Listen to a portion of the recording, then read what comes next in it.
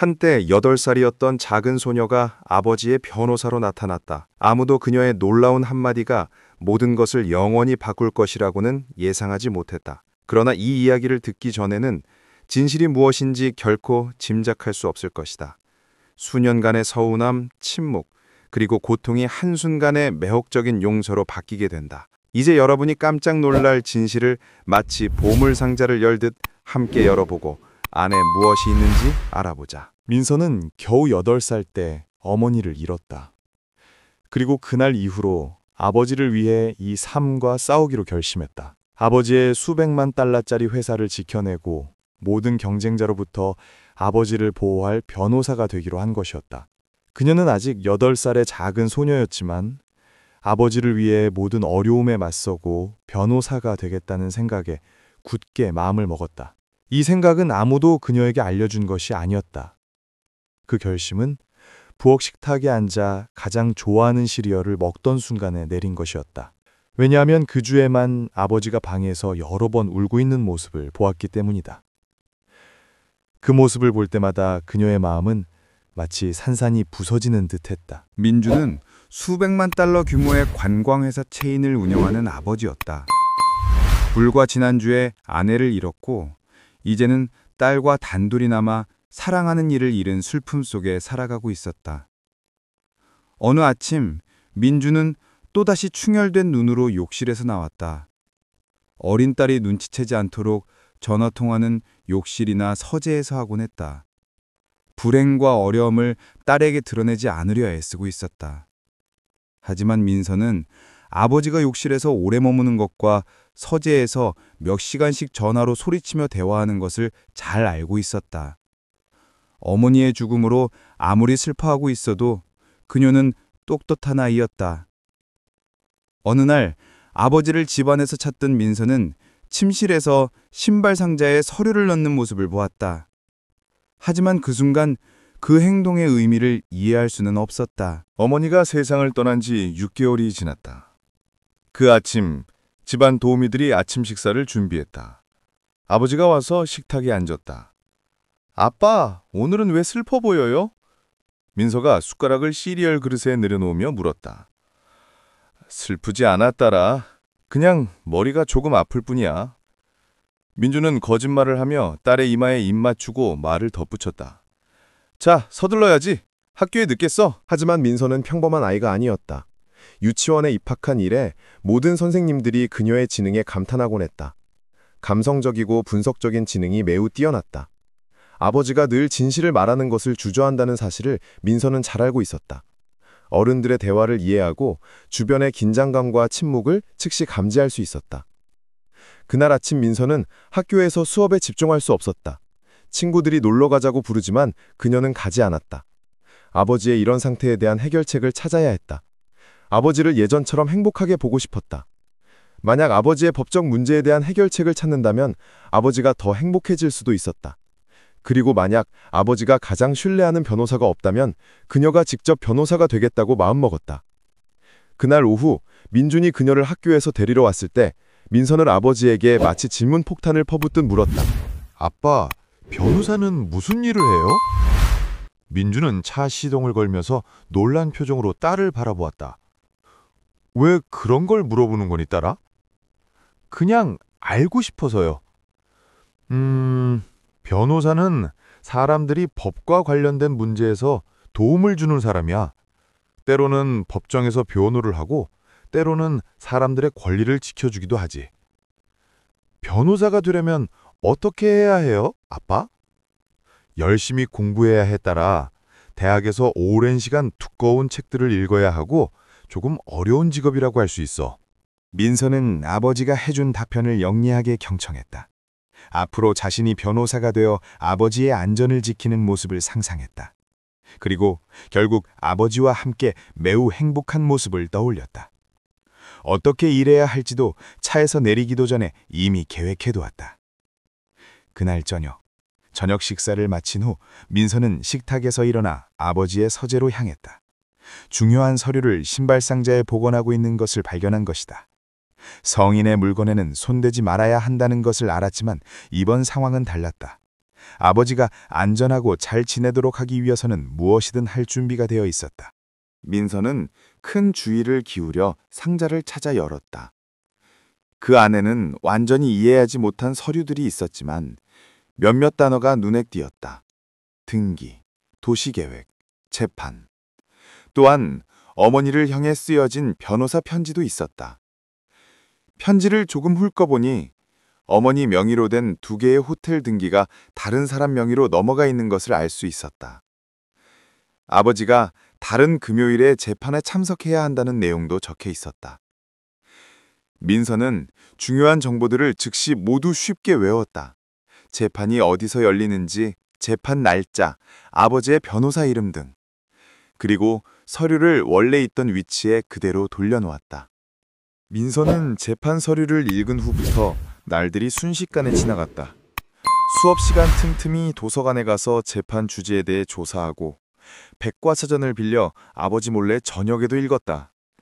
도서관 사서 여성은 민서가 숙제를 위해 이 책들을 읽고 있다고 생각했지만 사실 8살 어린이가 재무와 법률 책을 읽는 것을 본 적이 없었다. 물론 민서는 읽는 모든 것을 완전히 이해하지는 못했지만 중요한 정보를 구분하는 타고난 능력이 있었다. 목요일 밤 재판 하루 전 민주는 주방 식탁에 앉아 서유로 둘러싸인 책 자신의 변론을 준비하고 있었다.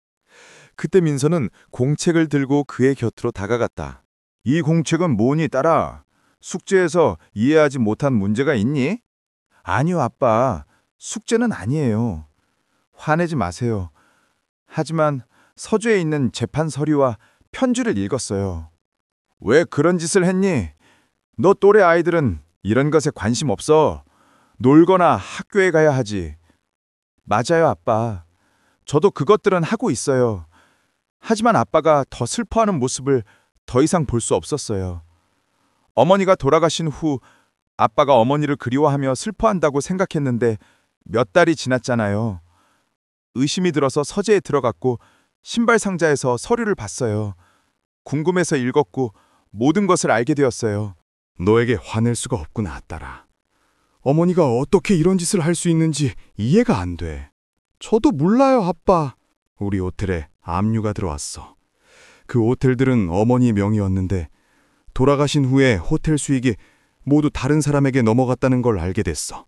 아빠, 그럼 가장 믿었던 변호사였죠? 안타깝지만 그래, 딸아. 정말 안타깝구나.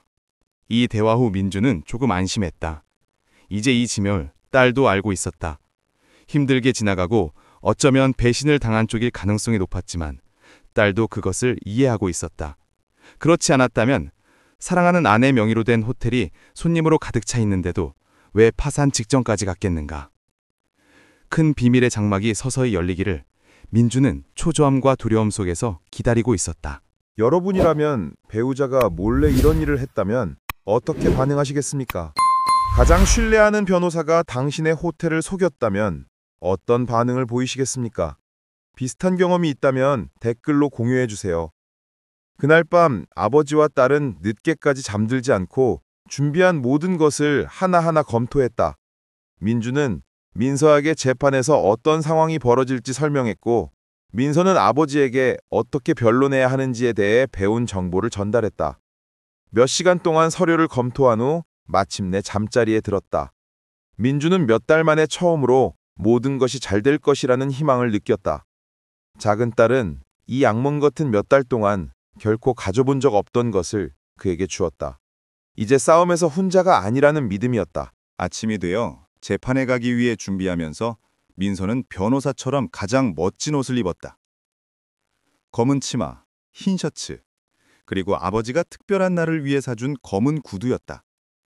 머리는 깔끔하게 포니테일로 묶고 메모가 적힌 공책을 단단히 붙잡아 팔밑에 끼었다. 준비됐니, 변호사님? 민준이 말했다. 딸이 자랑스러웠다. 준비됐어요, 아빠. 모든 게 잘 될 거예요. 우리가 이길 거예요. 민서는 다시 한번 변호사가 되겠다는 꿈을 마음속으로 굳혔다. 아버지의 작은 딸이 성공적인 변호사가 될 것이었다. 나쁜 사람들이 피해를 준 사람들을 돕고 선한 사람들의 삶에 닿을 것이었다. 선행을 실천할 것이다. 법정에 들어섰다. 민준 편에는 민준, 민서, 그리고 새로운 변호사가 있었다. 반대편에는 전 변호사와 그의 변호사가 있었다. 변호사들, 피고, 증인들이 자리에 앉았고 재판이 곧 시작될 예정이었다. 민서는 아버지 옆으로 다가가 귀에 대고 속삭였다. 아빠, 우리와 그들 사이의 차이가 뭔지 알아요? 상대편 책상을 가리키며 말했다. 뭐니 떠라? 그들은 거짓말을 하고 있어요. 우리는 큰 진실을 가지고 있어요, 아빠. 진실은 모든 것보다 강해요. 민주는 8살 딸의 눈을 바라보았다. 그토록 진지하고 단호한 눈빛에 잠시 동안 어린아이와 대화하고 있다는 사실조차 잊었다. 여러분은 법정에 가본 적이 있나요? 그렇다면 세상에서 가장 사랑하는 사람을 위해 증인이 되어본 적이 있나요? 재판 결과는 진실편이었나요? 여러분의 경험을 저희와 공유해 주세요. 5분 후 서울에서 가장 엄격한 판사 중 한 명이 들어와 재판이 시작됐다. 모두가 순서대로 판사의 질문에 답했다. 민서의 차례가 되었을 때 자랑스럽고 단호한 태도로 일어서서 알고 있는 것을 말했다. 판사는 모든 사람의 말을 들은 후 판결을 내렸고 민준이 옳다고 인정되어 사건에서 승리했다. 전 변호사는 15년형을 선고받았다. 작은 딸과 아버지는 법정을 나서며 눈빛에 담긴 미소가 멀리서도 보였다.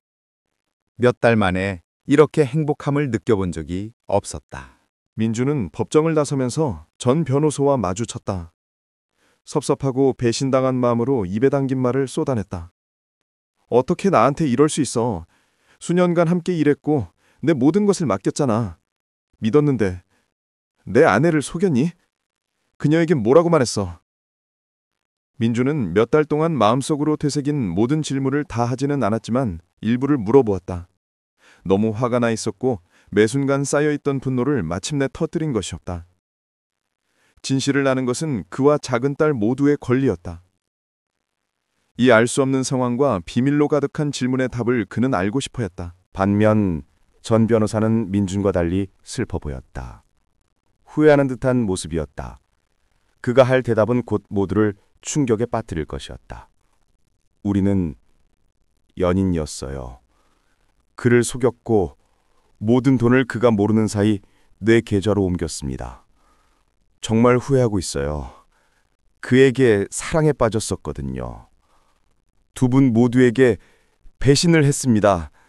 이제 형벌을 받겠습니다. 옛 친구요. 저를 용서해 주세요. 민주는 전 변호사의 이 말을 듣고 무엇을 생각해야 할지 몰랐다. 충격을 받았고 숨쉬기조차 힘들었다. 마치 가슴에 거대한 단검이 꽂힌 것 같았다. 가슴속의 피와 고통이 온몸으로 퍼졌다. 한편으로는 아내가 자신을 속인 것을 생각하며 다른 한편으로는 가장 믿었던 친구에게 배신당한 무게를 깊이 느꼈다. 분노와 고통 사이에 끼어 있었다. 하지만 곁에 있는 작은 딸은 여전히 눈물이 아닌 희망이 담긴 눈빛으로 그를 바라보고 있었다. 그 순간 민주는 이제 과거의 짐을 더 이상 지지 않고 더 이상 고통받지 않기로 결심했다. 둘 다 그럴 가치가 없었다. 아빠, 우리가 이 싸움에서 이겼어요. 엄마가 살아계셨다면 분명 그가 한 일에 후회했을 거예요. 서로의 상처를 치유하고 이제 행복해져요. 민서는 아버지의 손을 꼭 잡고 눈을 가득 채운 채 바라보았다. 그 작은 손은 민준에게 몇 달 동안 아무도 줄 수 없었던 위로와 신뢰를 주고 있었다.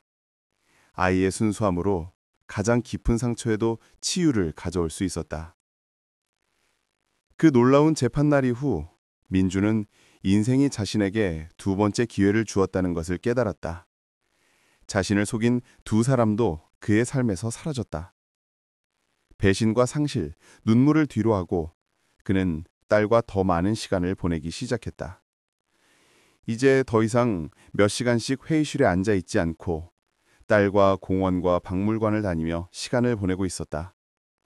윈서 또한 아버지 곁에서 자라면서 정의의 힘에 대한 믿음을 결코 잃지 않았다. 민중과 민서는 그날 법정을 나서면서 단순히 재정소송에서 이긴 것이 아니었다. 아버지와 딸은 서로에게 다시 신뢰하고 믿는 법을 되찾았다.